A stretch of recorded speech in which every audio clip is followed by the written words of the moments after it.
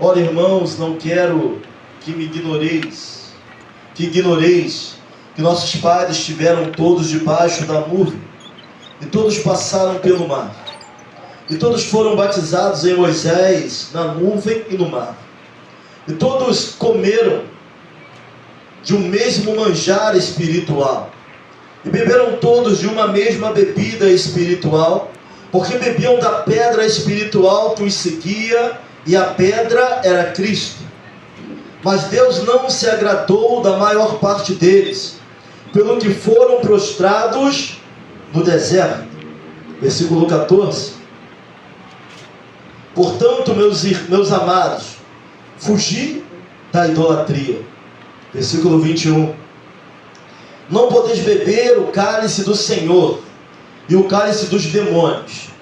Não podeis ser participantes da mesa do Senhor e da mesa dos demônios. Como isso é fácil, olhamos ao Senhor. Pai querido, eterno Deus, nós te louvamos e engrandecemos o teu nome.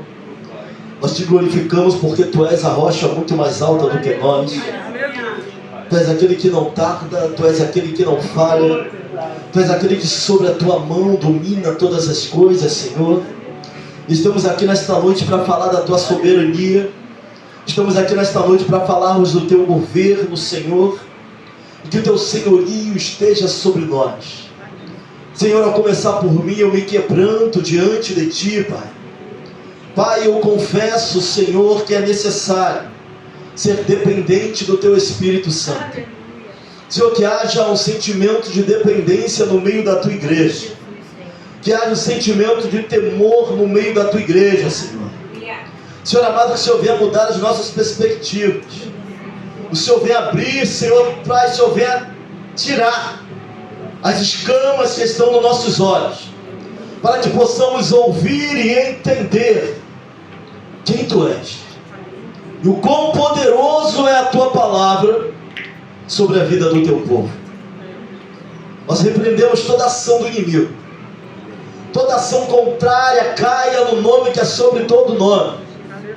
Senhor, no meio dessa ministração, Pai, a tua palavra diz que os sinais seguirão aqueles que creem. Nós cremos na tua palavra e no teu poder.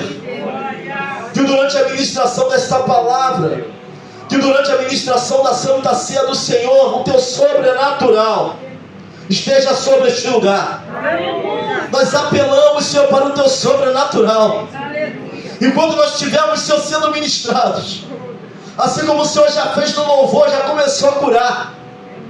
No meio do louvor eu já ouvia barulho de ossos se mexendo, de correntes sendo quebradas.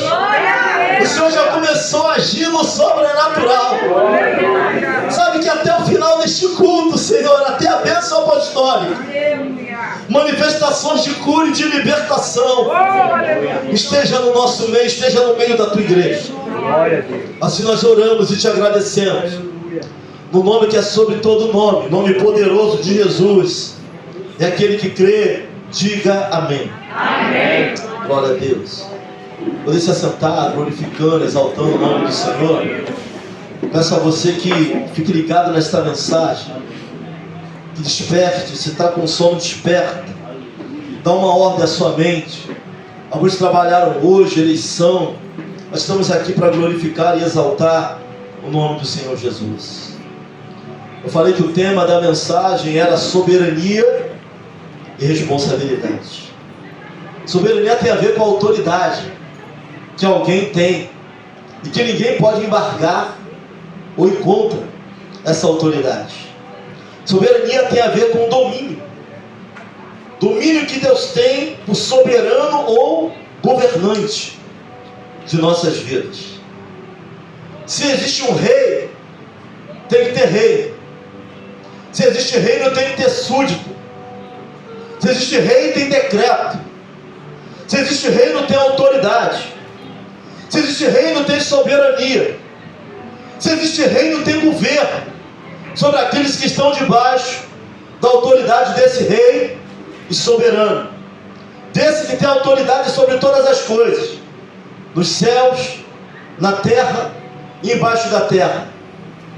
Quando falamos de soberania, estamos falando daquele que governa conforme quer. Quando falamos de soberania, falamos de autoridade que é inquestionável. Ou nos submetemos a esta autoridade, ou não experimentaremos de fato a soberania desse rei. Soberania é poder para fazer.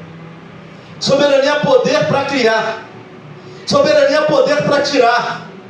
Soberania é poder para dar vida. Soberania é poder para tirar a vida. Soberania é poder para abrir porta.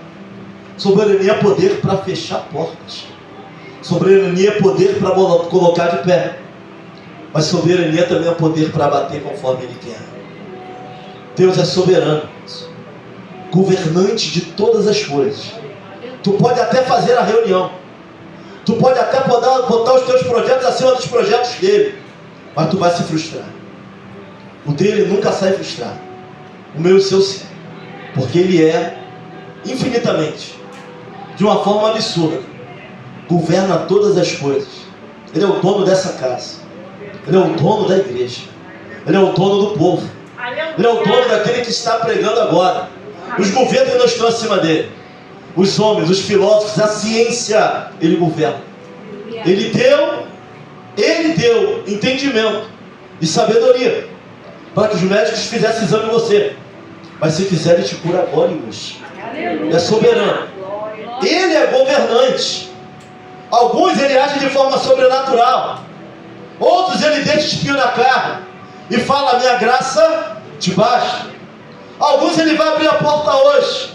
Outro no tempo dele. Para outros ele vai dizer: estou amassando o barro e farei conforme a minha vontade no meu tempo. Para outros ele vai dizer: é chegado o momento, e agora, e é já. Porque ele é soberano para fazer. Ele é governante de todas as coisas. Quando estamos olhando para a carta que Paulo, inspirado por Deus, vai escrever ao povo, à igreja de Corinto, essa carta vai identificar problemas na igreja. E não só identificar problemas, vai mostrar como vamos lidar com esses problemas. E a carta que ele escreve também é uma carta que vai ensinar os crentes de Corinto a viverem para Cristo numa sociedade corrupta. E eu espero que esta carta ajude a IVEC nesta noite, eu creio. Eu espero, não tenho plena convicção que esta carta vai nos ajudar nesta noite, Diácono Leonardo. Porque não é só a palavra de Deus para aqueles que estavam em Corinto. É a palavra de Deus para os crentes que também viriam, inclusive para nós, que aqui estamos nesta noite, glorificando e adorando o nome do Senhor. Esta carta vai nos ajudar a identificar problemas dentro da igreja. Mais do que isso, solucioná-los. Vai nos ensinar a vivermos para Cristo, de corpo, alma e mente, espírito, coração. Paulo está lutando, através desta carta, contra a idolatria. Isso aqui é contexto, idolatria. Na minha epígrafe, está dizendo assim: não devemos tentar a Cristo, como alguns dos israelitas o tentaram. Ele vai pegar um trecho do Antigo Testamento, inspirado por Deus. Ele vai pegar o texto em que Deus virá no meio do arraial, dentro do contexto dele, em que Deus virá no meio do arraial e vai falar que pela última vez aquele povo tentou ele, pela última vez. Mas que o problema do povo na caminhada era idolatria. Pastor, o que é idolatria? Alguém me ajuda aí? Adorar outros deuses. É idolatria, mas de uma forma genérica.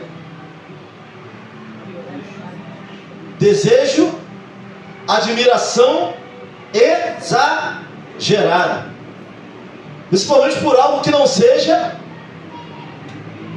o próprio Deus. Sendo para Deus é adoração. Se não for para Deus é idolatria. Desejo, admiração por algo exagerado. E nós vamos ver que o estopim é quando o povo tem síndrome de gafanhoto, mas já há muito tempo aquele povo estava tentando a Deus no meio do deserto. há muito tempo. Nós lemos em 1 Coríntios capítulo 10, que na nuvem e no mar todos foram batizados. Que batismo é esse, pastor? Como seguidores de Moisés. Moisés é mediador, a Bíblia vai dizer isso. Atos capítulo 7, versículo 38. E este é o que esteve entre a congregação no deserto, como anjo que lhe falava no monte Sinai, e com os nossos pais, o qual recebeu as palavras de vida para nos dar. Ou seja, Moisés recebia de Deus e passava para o povo.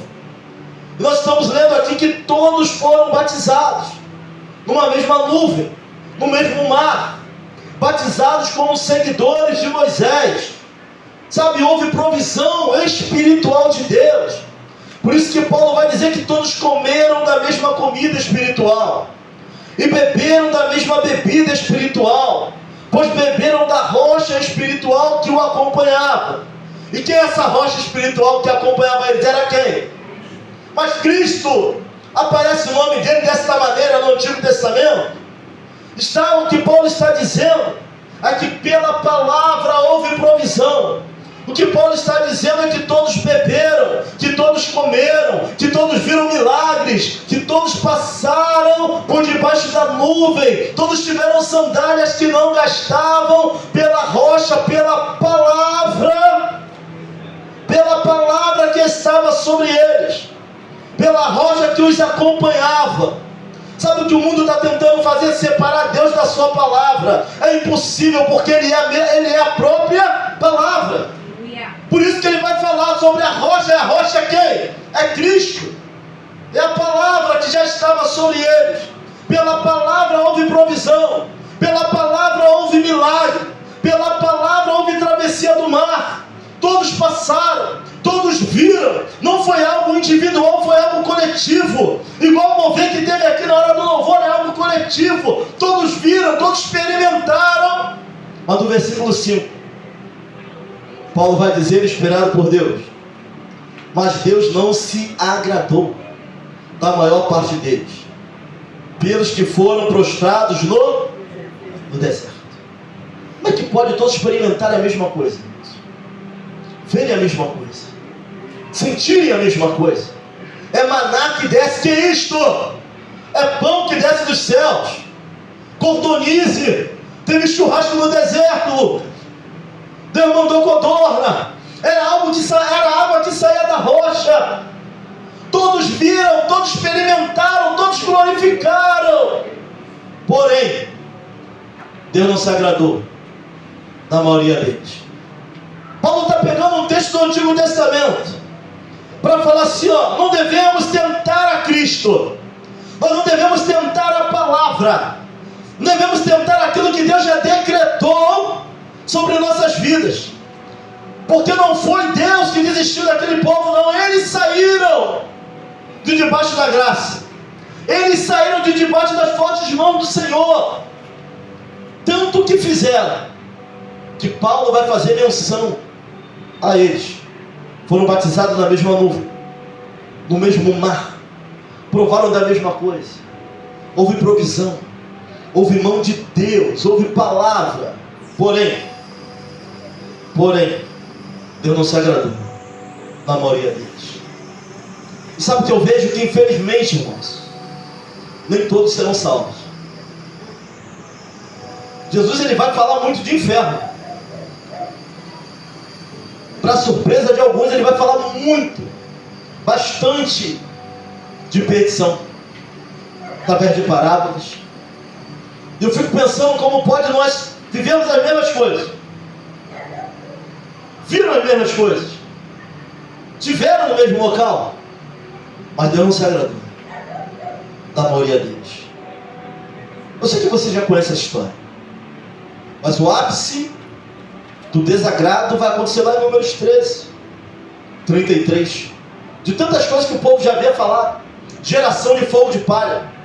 A presença vinha, o fogo pegava e logo se apagava. Já viu o fogo de palha? A palha pega fogo e logo apaga. Sabe, Deus abriu o mar, daqui a pouco estava murmurando. Deus dava comida, estava murmurando. tinha água, estava murmurando, reclamando o tempo todo. E nós vamos ver que, devido à murmuração, eles tentaram, e Paulo vai estar falando com os crentes de Corinto: não façam como nossos pais fizeram no passado. Números 13 e 33. O povo tem síndrome de gafanhoto. Moisés vai mandar o povo espiar a terra durante 40 dias. O povo vai ver que a terra é boa, terra que mana leite e mel. Vai pegar um cacho de uva, 12 homens, 12 príncipes, um de cada tribo. Tão grande que é o cacho, lá passa pelo Vale de Escol. É cerveja não, Vale de Escol. Vai pegar um cacho de uva, 2 homens vão ter que segurar o cacho para levar o cacho. Sabe, eles vão ver que a terra é boa, a terra é uma terra onde vale a pena viver, lutar por ela. Mas vão ter síndrome de gafanhoto. Sabe, a síndrome, a gente vai perceber essa síndrome de inferioridade no povo de Deus, quando eles vão falar que eles eram os seus olhos, e assim os olhos dele éramos como gafanhoto. Eles se viram nos olhos do inimigo, se diminuíram, quando a fama do povo de Deus já tinha chegado lá. Sabe, aquele povo souberam do que Deus fez no Egito, de como ficou a situação de Faraó. Sabe, quando eu leio aquela parte, eu vejo só aquela parte que fala assim, ó: e os corpos dos egípcios boiavam na praia do mar. Deus pegou o império inteiro e fez boiar na praia do mar como se fosse lata, garrafa de plástica que é levada de um lado para o outro, porque ninguém pode comer. Mas eles esqueceram da palavra que estava sobre eles. Quando Deus chega até Noé, leva Moisés para o monte da sarça ardente, Deus vai falar o seguinte para Moisés: vi atentamente a aflição do meu povo. Atentamente. Olha para alguém e diz assim: ó, Deus está vendo o que tu está passando. A gente acha que não. Ele vai dizer, se tu prestar atenção, vi atentamente, ouvi atentamente a aflição do meu povo, e desci para livrá-los, para levá-los a uma terra que mana leite e mel, terra no lugar do Caldeu, Jebuseu, Ferezeu. Ele falou assim, ó, no lugar, ou seja, tinha gente lá. Todo lugar tem uma batalha. Pastor, mas Deus falou que eu passaria, Deus falou que me colocaria lá, mas quem disse que não vai haver uma guerra? Todo lugar tem uma guerra. Para onde você for tem uma batalha. Eu estava no Rio de Janeiro, era uma batalha. Cheguei em Manaus, foi outra batalha. Principado no Rio de Janeiro age de uma forma, Principado em Manaus age de outra forma. Que isso, pastor? É verdade. Os primeiros dias que eu preguei na cidade de Manaus, meu corpo doía tanto que eu mal conseguia andar na segunda-feira. Eu falei, que isso? Estou acostumado a pregar, mas lá a guerra é diferente, é outra guerra.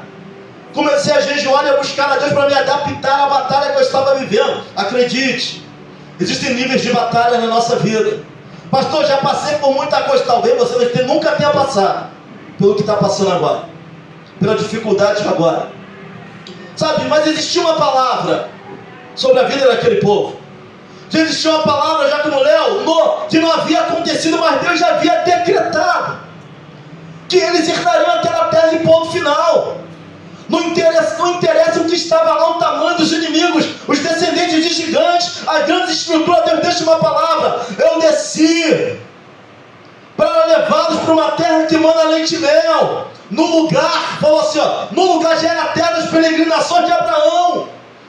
Depois Jacó desce para o Egito e aquela terra fica lá, mas já era deles. Fala para alguém, só tem coisa que já é tua. Fala para ele, já é tua, por herança, porque Deus quer.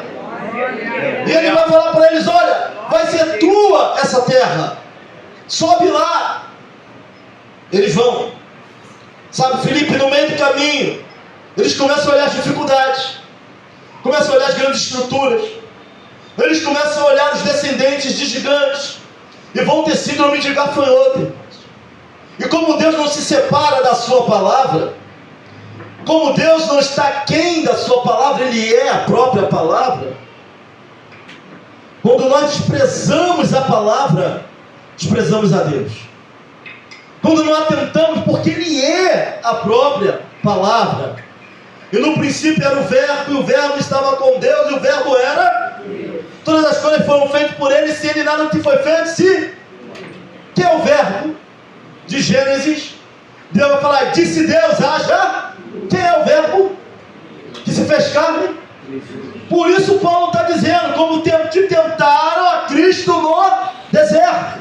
Tentaram a palavra, e ele é a própria palavra. E havia uma palavra sobre a vida daquele povo. Eles iriam subir e herdar aquela terra. Deus tinha dado a palavra. Ele é a própria palavra e deixou algo para aquele povo. O povo vai, quando vê as dificuldades materiais, as circunstâncias, aquilo que estava à sua volta, eles têm sido um gafanhoto. Não podemos subir essa terra, é terra que devora os seus moradores. Se levanta o pequeno Caleb e o pequeno Josué, governados pela palavra. Tem diferença de reconhecer, saber que Deus é Senhor e viver debaixo do seu senhorio. Tem diferença, crente, tem diferença entre falar e ser governado pela palavra de Deus. Tem diferença. Nós vamos ver dos 12 quem era governado pela palavra e quem não era. Os 2 que eram governados pela palavra não viviam só do natural, não viviam só daquilo que viam, das circunstâncias difíceis, mas pelo contrário, eles vão dizer, subamos, serão nosso pão. O que tu faz com o pão? Essa é a visão de Caleb e Josué, de quem é governado pela palavra. Visão dos 10, que é governado pelo que vê, que é governado pelas emoções, que é governado pelos sentimentos, que é governado pelas situações, que é governado pela aparente condição ruim, de quem é governado pelas coisas materiais. Aquilo é terra que devora seus moradores. Visão de quem é governado pela palavra e não pelo que vê, e não pelo que sente, e não pelo que ouve, e não pela aparência derrota. Subamos, eia, subamos e possuamos, serão nosso pão. Então somente não seja rebelde, então somente não duvide, então somente fique debaixo desse decreto. Deus nos dará vitória. Aleluia. Tem diferença. Com a Bíblia na mão todo mundo é crente. Com a Bíblia na mão vindo para a igreja todo mundo é crente. Mas você sabia que as circunstâncias revelarão quem nós somos? Pastor, se você acha, não me acho, pelo contrário, irmãos. Mas o que eu estou falando aqui é que aquele que é governado pela palavra, ele age de forma diferente. Irmão, nós temos uma visão espiritual muito embaçada. Deve ser por causa da nossa natureza humana. Nós temos uma natureza humana, e ela vai nos inclinar para atentarmos aquilo que é material o tempo todo, aquilo que é físico. Nessa mensagem que eu vi, a pastora Helena Raquel, ela menciona algo. Helena Raquel não, elas são cunhadas. Camila Barros, ela fala algo interessante na mensagem, que até o nosso devocional é comprometido, porque nós somos plenamente comprometidos com o físico e com o material. É tanta coisa que tem que fazer durante o dia, que a gente não atenta para o nosso devocional, não atentamos para buscar a face. Quando vamos fazer já é tarde, quando vamos fazer nós já estamos cansados. Eu não estou falando que não existe a fazer. O que eu estou falando é que nós achamos que aquilo que é espiritual vem em segundo lugar, ou pelo menos agimos dessa maneira. Podemos até cantar que não, podemos às vezes até pregar que não, mas agimos dessa maneira, como se o espiritual não fosse tão importante assim. Temos sempre muito o que fazer. Nós temos que trabalhar, nós temos que ganhar dinheiro, temos que tentar a família, temos que arrumar isso, temos que arrumar aquilo. Mas quando é para o espiritual, não, estou ocupado, hoje não vai dar, naquele dia não dá. Ou seja, o espiritual é colocado sempre em um plano inferior. Eu quero falar para você nesta noite, que não é porque uma verdade é espiritual que ela é menos importante do que o que você vê. O mundo espiritual é tão físico quanto esse púlpito. O mundo espiritual existe, e ele age, e ele se move. independente de você acreditar ou não. Mas deixa eu te falar algo aqui dentro da própria palavra. Não existia nada de material. Tudo que é material veio existir pela palavra, porque Deus é Espírito. E sua palavra se materializou e disse: Deus, haja luz. O que traz o físico é o espiritual. Então o crente deveria dar muita atenção para o espiritual, mas não dá. Nós agimos como se o espiritual viesse em segundo, terceiro, quarto lugar. Só damos atenção àquilo que vemos, aquilo que se dá porque você não vê, que não existe. E se você vê, é porque foi criado a partir do espiritual. Deus é Espírito. Materializou a sua palavra, e o verbo se fez, a palavra se fez carne, e tudo foi feito por ele. Tudo que tu tem, que tu é, teu nascimento, tua família, veio do espiritual, não veio do material. Eu só não entendo porque nós somos tão materialistas. Quando é para as coisas espirituais, nós temos muita dificuldade. Deus está me levando, sim, abrindo meus olhos para um nível de discernimento que eu não tinha até agora. Que é isso, pastor? Não tinha. Tudo parte do espiritual. O mundo material se deu por meio do espiritual. Essa mesa, esse pão, os governos, os países, o mar, a praia. Isaías 40, versículo 12. Quem mediu com seu punho as águas e tomou a medida dos céus aos palmos, recolheu numa medida o pó da terra, pesou os montes com pesos e os outeiros em balanças. Tem noção que nós servimos a um Deus que para olhar para a terra ele tem que se inclinar?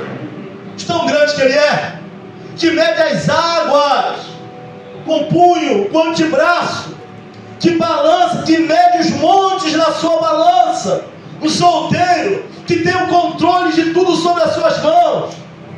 Olha para alguém e fala assim: meu irmão, dá mais atenção para o espiritual. Sabe, nós só vivemos nossas sensações, vem do que vemos, nosso desespero, ansiedade, nossos sentimentos, daquilo que está ao nosso redor, ao derredor, domina nossas decisões. Aí eu pergunto: quem governava o coração daquele povo quando tiveram síndrome de gafanhoto? Era a palavra? Eram as emoções? Os sentimentos? A idolatria? O achismo?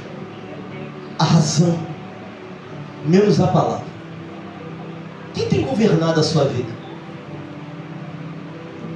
Essa palavra tem governado a tua vida? De verdade, essa palavra tem governado a tua vida? Porque se servimos a Cristo, essa palavra será governada a nossa vida. Pastor, talvez governe 50%. Essa palavra tem governado a tua vida. Nós até sabemos as verdades do rei. Nós sabemos onde está escrito. Mas nós estamos conseguindo tirar da esfera espiritual e trazer para a esfera física. Nós estamos conseguindo manifestar, reproduzir aquilo que é espiritual ao teu respeito, porque existe uma palavra ao teu respeito no mundo espiritual. Mas será que nós estamos conseguindo reproduzir isso no mundo físico? A Bíblia diz que nós iremos pôr as mãos sobre os enfermos e eles ficariam o quê? Estamos conseguindo reproduzir isso no mundo físico? Ou está esperando Deus falar assim: vai lá no hospital para orar, vai visitar aquele irmão, porque ele já botou o dom. E a gente pedindo: me enche, Senhor, ele já colocou. Ele já fez. Nós estamos tão materialistas, meus irmãos. Nós estamos sendo tão guiados pelas emoções e sentimentos que nós temos dificuldade de manifestar uma verdade espiritual ao nosso respeito. Que em Deus nós somos mais que vencedores. Que se passássemos pelo fogo, não, as águas não nos afogam. Pegaremos em serpente, e aí? Tomaremos algo envenenado, e aí? Tem crente com medo de bala. Tem gente com medo de palavra de maldição, Diácono Leonardo. Quem tem governado a nossa vida? Tem crente místico, com medo de sombra que passa.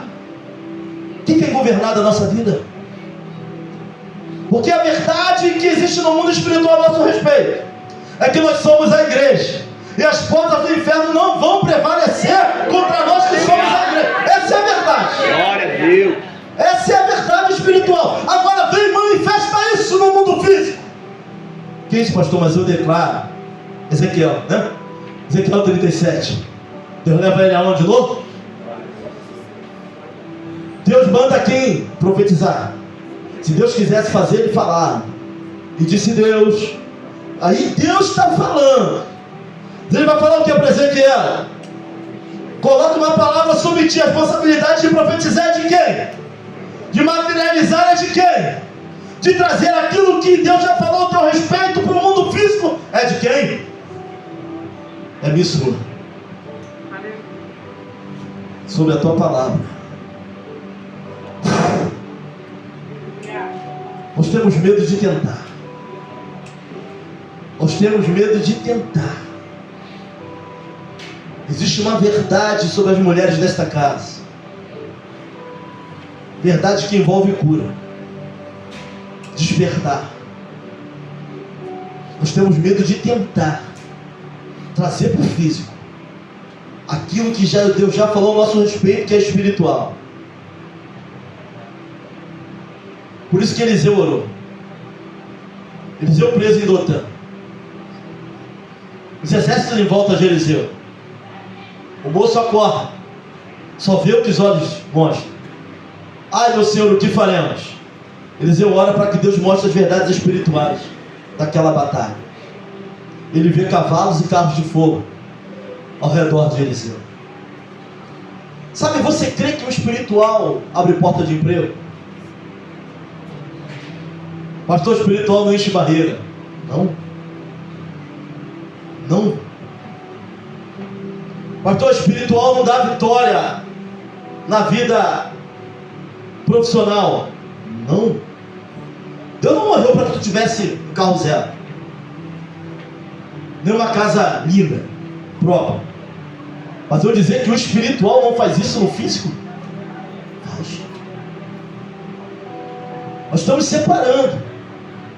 Nós estamos dando pouca importância para aquilo que é espiritual. Você não crê que o espiritual pode ir contra o diagnóstico de câncer? Não pode. Pega o diagnóstico e deu câncer. O espiritual não muda o diagnóstico de câncer. O espiritual não bota a pressão no lugar. Que o espiritual não traz à existência aquilo que não existe. O que tem governado a tua vida? A gente está tão apavorado com afronta, com perseguições, com aquilo que está ao nosso redor. Sabe, eu trago uma palavra de reflexão para a igreja sobre o governo de Cristo. Se a palavra governasse a nossa vida, se as verdades espirituais governassem a nossa vida, nós estávamos vivendo como estamos, irmão. Deus é poderoso para mudar a nossa situação, para curar, para colocar de pé aquele que está caído. Deus é poderoso para encontrar qualquer tipo de diagnóstico. Nós temos medo de tentar dificuldades, de trazer para o físico aquilo que Deus já decretou ao nosso respeito. Não vou tentar o ministério porque não sei. Não vou ir além porque não sei como vai ser. Deus falou que te escolheu. Te escolheu. Jeremias. Ah, Senhor. Sou apenas uma criança. Não sei falar. Não sei pregar. Não sei cantar. Deus vai falar para Jeremias: não diga, sou apenas uma criança. Porque tudo que eu te falar, te disser, tu vai falar. Te levantarei profeta das nações. Aleluia. Ou seremos como Moisés? Sou pesado de boca, de língua e pesado de boca. Aí mesmo depois que o Senhor me chamou, continuou assim. Ou seremos como Isaías? Habito no meio de habito no povo de lábios impuros. Deus não pede seu governo. No homem que morreu, o rei, Isaías foi para o templo, teve uma visão de sublime trono. Se você perceber, tem 2 tronos nessa história. Um na terra que está vazio, teu rei morreu, mas o do trono, o do céu está ocupado. O da terra pode até estar vazio, mas ele nunca vai sair do controle de nada. Na terra o trono está vazio, mas ele está sentado no trono de glória. Ele tem aquela visão, a epifania. Os serafins, sabe, o reino no mundo espiritual se abrindo diante de Isaías. Nós sabemos as verdades. Temos dificuldade de manifestar as verdades espirituais ao nosso respeito na atmosfera física. Estamos com essa dificuldade hoje, porque talvez a palavra não governe por completo a nossa vida. Então a notícia é triste para te dar, mas eu cheguei a esse veredito também, de que talvez as verdades espirituais não governem a nossa vida por completo. Porque se governar, mesmo sendo açoitado, mesmo jogado na prisão, haverá louvor nos nossos lábios. Haverá um terremoto meia-noite. As prisões se abrirão ao nosso redor. Se as verdades espirituais fizerem realmente governar a nossa vida, irmã Silvia, não há quem possa nos parar, nos impedir. Porque quando Deus opera, ninguém pode impedir. Mas de onde vem o medo? Da não noção do governo de Deus, das emoções. De onde vem a dificuldade em declarar ou profetizar mudança? Pastor, muitos declararam e não tiveram. Mas se a palavra governar a nossa vida, nós veremos Deus se manifestar de uma forma tremenda. A palavra governa a tua casa. A palavra governa a tua família. Sabe, nós estamos correndo de um lado para o outro, irmãos, e dando muita pouca ênfase àquilo que é espiritual. Do espiritual vem todas as outras coisas. Você crê que o espiritual tira cansaço? Que o espiritual tira fadiga? Que o espiritual toca no coração de alguém ao teu favor a ponto de se levantar, de mudar a tua situação lá no teu trabalho, lá no lugar onde você está? Você crê que se deixar de trabalhar para buscar a Deus, a tua farinha e teu azeite dão até o outro mês? Você crê que o espiritual multiplica o que você tem dentro da tua geladeira? Que tu não precisa estar correndo de um lado para o outro, esquecendo o que é essencial, esquecendo o que é primordial na tua vida, que é a presença do Senhor, sem a qual nós não vamos conseguir, nem sabemos se vamos acordar amanhã, se Ele tirar a mão de sobre as nossas vidas. Pastor, mas espiritual não enche barriga, espiritual não dá visita. Não dá? Nós é que não temos conseguido manifestar isso. Sabe, na tua oração, muda o foco. Ouvi falar de um pregador que ele fez um evento de Abrunel gigante. 5.000 pessoas iam se batizar. Ele só orava para parar de chover. Choveu, acabou o evento. Ele frustrado, orou a Deus e Deus falou assim para ele: se tu simplesmente tivesse pedido a minha presença, com chuva ou sem chuva, eu faria grandes coisas naquele lugar. Mas você só pedia para parar de chover. Sabe o que Deus falou comigo? Não só olhe para um lugar maior, não. Não só olhe para que eu envie pessoas, olhe pela minha presença lá em Média.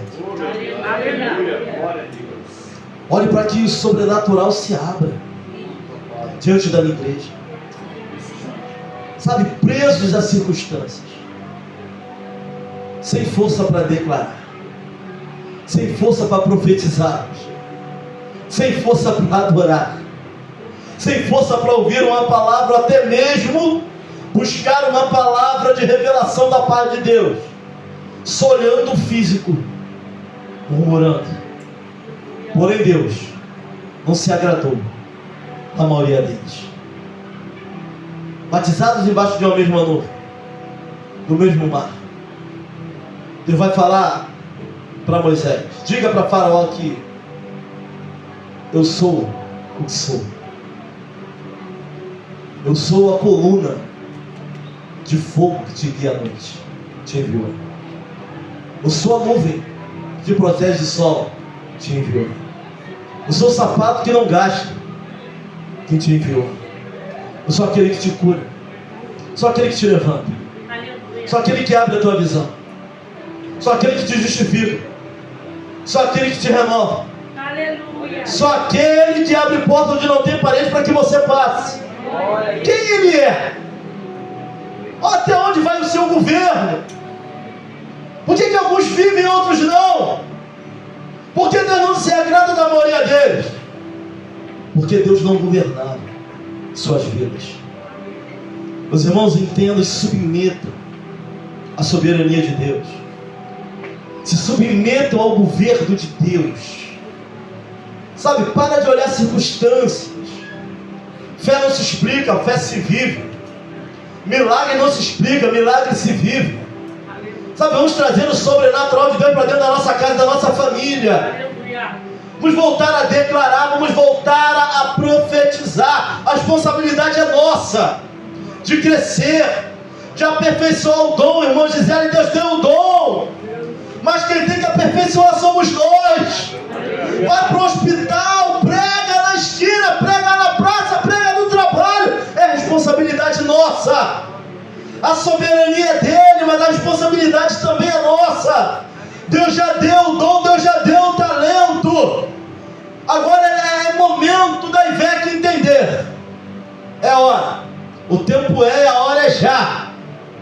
De conseguirmos reproduzir o sobrenatural de Deus, as verdades espirituais ao teu respeito, Rayane, para o mundo físico. Deus já falou que alguns aqui vão ser missionários, pregadores, intercessores, ministros que quando ministrariam, pessoas seriam curadas ao som da sua voz. Vai continuar olhando os anaquins. Gigantes são estruturas no mundo espiritual que são enviados para nos prender e nos travar. Hoje, eu vejo e entendo essa revelação de Deus para nós. Não tem mais gigantes como Golias, mas são estruturas, irmã Valquíria, que vêm do mundo espiritual para nos amarrar, não nos deixar seguir. São os gigantes, são os anaquins, são as dificuldades. Mas ou nós vamos viver com as nossas emoções, vamos viver com síndrome de gafanhoto, ou vamos declarar como Ezequiel, que um grande exército vai se levantar no nosso meio. Aleluia! Glória a Deus! Aleluia! Aleluia! Oh, louvado seja o nome do Senhor! Aleluia! Hora de se levantar, irmã Lé, e declarar dentro da casa o Espírito e a presença, a unção, a paz, a graça, a misericórdia. É hora de se levantar, irmão Corte, e declarar sobre a casa, sobre a região. O que os olhos veem é a barricada, onde existe uma verdade aqui, onde nós pisarmos a planta dos nossos pés, o lugar será santo. Mas a questão é: será que vamos conseguir manifestar essa verdade espiritual na nossa vida, no nosso bairro, na nossa casa, na nossa família? Será que vamos conseguir reproduzir isso? Que Deus nos ajude, que Deus nos ensine. Sabe, que Deus coloque ousadia e intrepidez no coração da igreja, para que as verdades espirituais ao teu respeito, que já existe, Silvio, Diácono Roberto, nós possamos materializar essas verdades, para que nós possamos ver, e o mundo veja, o que Deus fez e fará por nós. Venho fazer um convite a você, a se inclinar mais para o espiritual, a tratar o espiritual com mais importância. Porque desprezar a palavra é desprezar o dono e o próprio Deus. Pessoas querem Deus, mas não a sua palavra, é impossível. Ele não anda separado da sua palavra, porque ele é a própria palavra. Não dá para querer Deus e não querer sua palavra. Não dá para querer andar com Cristo e não querer andar com a igreja. Cristo sozinho já era 12 com ele. No meio dos 12 tinha o bipolar, tinha o traidor. Não dá para querer andar com Cristo e não querer andar com pessoas, porque só ele já trazia 12. Receber ele em casa era ele mais 12. Eram 13. Entre os 13, aqueles menos polidos, aqueles mais exaltadinhos, mais estressados, que têm tendência a recuar, a trair, a apunhalar. Mas estou sendo apunhalado esse evangelho, irmão. Suas dores do ministério faz parte. Mas traga uma verdade para a nossa vida. Tenha de bom ânimo. Eu venci o mundo. Glória a Deus. Se ele venceu, a sua igreja vai vencer. Glória a Deus. Se ele venceu, nós somos vencedores. Mais que vencedor. Você já parou para ver que em Cristo nós somos mais que vencedores? Traga essa verdade para a sua vida. Levanta a cabeça e para de arrastar os pés. E viver como um povo que serve a um Deus que pode todas as coisas. Aleluia. Eles começaram a viver como um povo, irmãos, que não tem paz só pelos olhos, que não deita a cabeça no travesseiro só porque tudo vai bem, que não só adora a Deus quando as coisas acontecem da forma que quer, que não só prega se estiver bem, que não só louva se estiver bem, que não só ora se estiver bem. Adorador é adorador no deserto e no manancial. Aleluia. Quem é regido, quem é governado por essa palavra, não vai declarar só porque sente, vai declarar porque sabe, entende quem ele é. Não tem a ver com sentir, não. É o sentir que fez o povo dar volta no deserto. Tem a ver com saber, tem a ver com declarar, tem a ver com profetizar, tem a ver com trazer aquilo que é espiritual para o mundo físico. Não tem nada a ver com emoção. O espiritual até traz emoção, mas sua emoção não traz o espiritual. Tem a ver com conhecer, entender e crescer nessa graça e nesse conhecimento. Vamos assentar à mesa com o Senhor. Tu anotou tudo isso aí? Deus te abençoe. Glória a Deus.